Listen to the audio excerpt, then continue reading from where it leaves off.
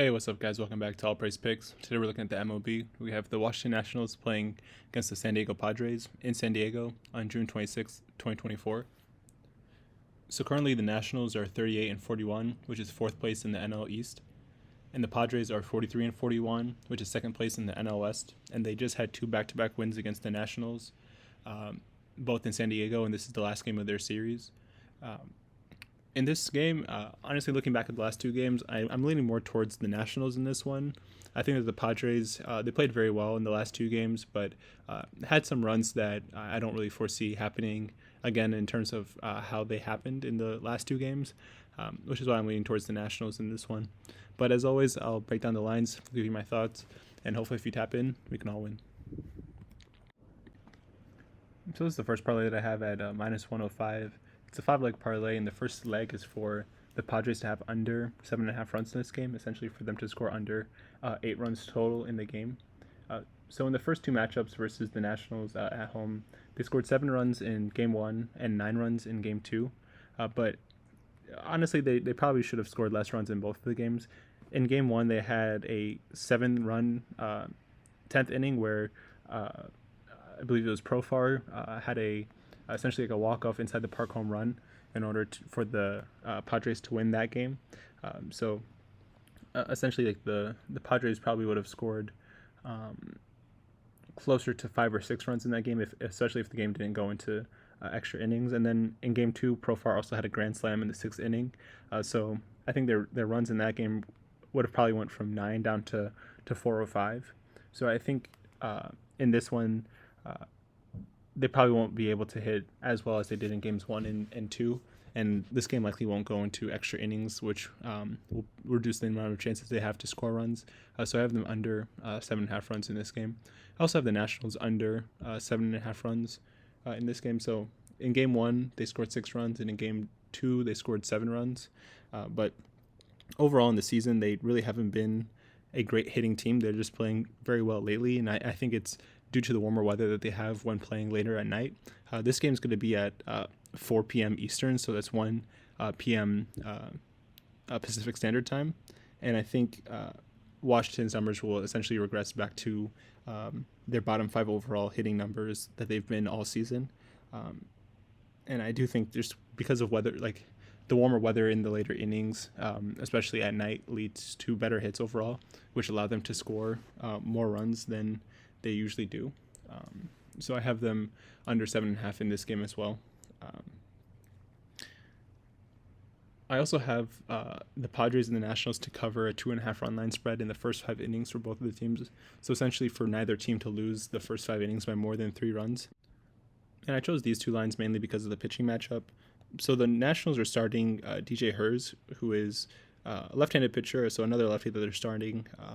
But he's 1-1 in his starts with a 4.5 ERA, and he's only pitched in 18 innings, so his expected ERA is very low at really is negligible at 0.15 ERA, but his WHIP is at 1.33. In comparison, the Padres are starting Dylan Cease, who is 6-6 in his starts with a 4.14 ERA and a 3.8 expected ERA, and his WHIP is at 1.1 overall. So I do lean more towards the Padres starting pitcher in this matchup with Cease. He's pitched in 91 innings and has over I think 105 strikeouts.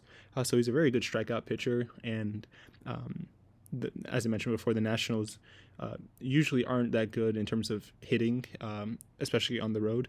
And I think that the Padres will just have a negative regression in terms of how well they've been hitting.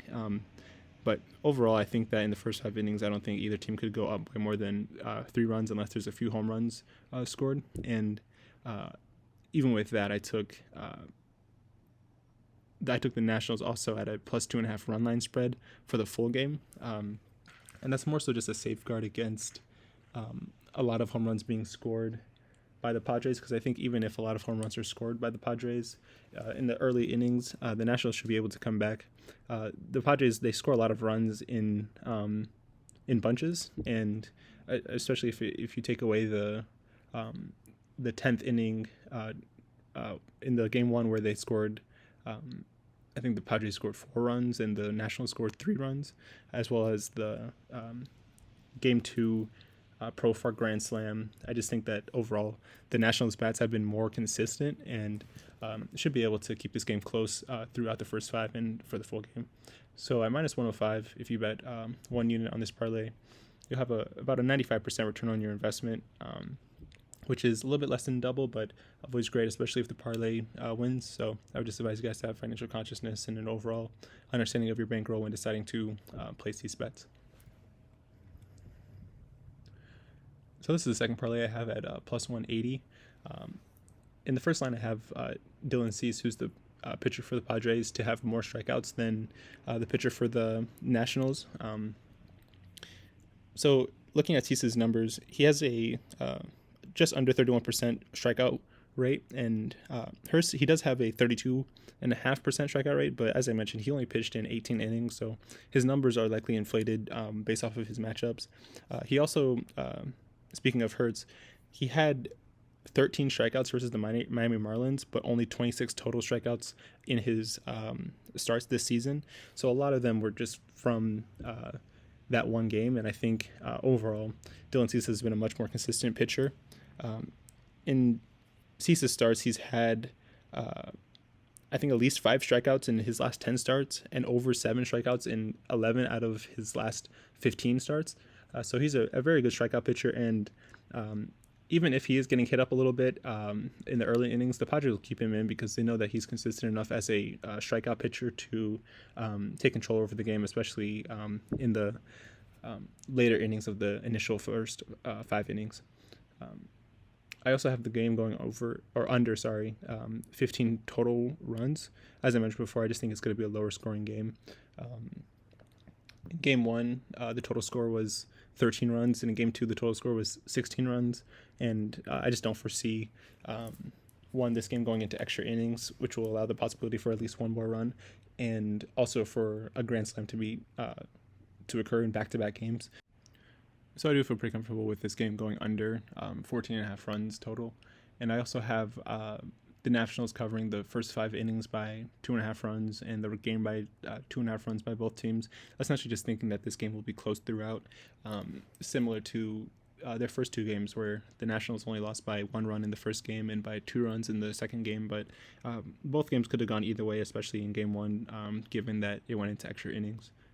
So at plus 180, if you invest 1 unit on this parlay, you'll have 180% return on your investment, which is a little bit less than triple your return, especially if this bet hits, because that's including the money that you put into it. But that's always as long as the bet hits. But I would just advise you guys to have financial consciousness and an overall understanding of your bankroll when deciding to place this bet with me if you do decide to bet this parlay. And this is the last parlay that I have at plus 333. Just more so just giving my thoughts over how I think the game will go inning by inning. So in the first 5 innings, I have the Padres covering a 2.5 run line spread. But I also have Dylan Cease to have the most strikeouts. And I think those two go hand in hand where as long as Dylan Cease is playing well, he should keep the Nationals from scoring a significant number of runs. And in turn, the Padres should keep this game within 3 runs after the first 5 innings. I also have DJ Hurts to have fewer hits than Dylan Cease. So my rationale behind this is more so thinking that, one, even if Cease is getting a lot of hits on him in terms of opposing batters hitting the ball, as long as he's getting his strikeouts, he'll stay in the game, and he'll likely stay in the game longer than DJ Hurts. Which will lead to DJ Hurts having fewer hits, or at least the probability of him having fewer hits, especially if both teams, in my opinion, aren't hitting the ball as well as they did in the first 2 games. Say DJ Hurts only plays for 4 innings and Dylan Cease plays for 5.5 or 6 innings. Just the probability of 1 or 2 more hits could be significant, especially in a game that is what I think will be low scoring, which is what I have in the next line. For the total to go under 12.5 runs. As I mentioned before, if you take away the grand slam that happened in Game 2 or the extra innings that happened in Game 1 where there were 7 total runs scored, both of the games would have gone under this mark, and I think the same will be true today. And I also have the Nationals at a plus 2.5 run line spread for the full game, just really leaning towards them battling back, and I don't really foresee the Padres. I could see them sweeping the Nationals in terms of winning 3 straight games in this series, but I do think that the Nationals would keep it close, and I don't really see them not being able to keep this game within 3 runs after the end of the 9th inning. But at plus 333, I decided to just put a half unit on this bet, which is why you see $50 there instead of the usual 100. But if you do bet this parlay, it's a 333% return on your investment, which is a great return on investment, but it is more than my usual plus 100 to plus 200 parlays. So I would just advise you guys to have financial consciousness and an overall understanding of your bankroll if you do decide to place these bets. But appreciate you guys for watching. Stay tuned for more MLB and WNBA videos coming out later this week. And until next time, peace out.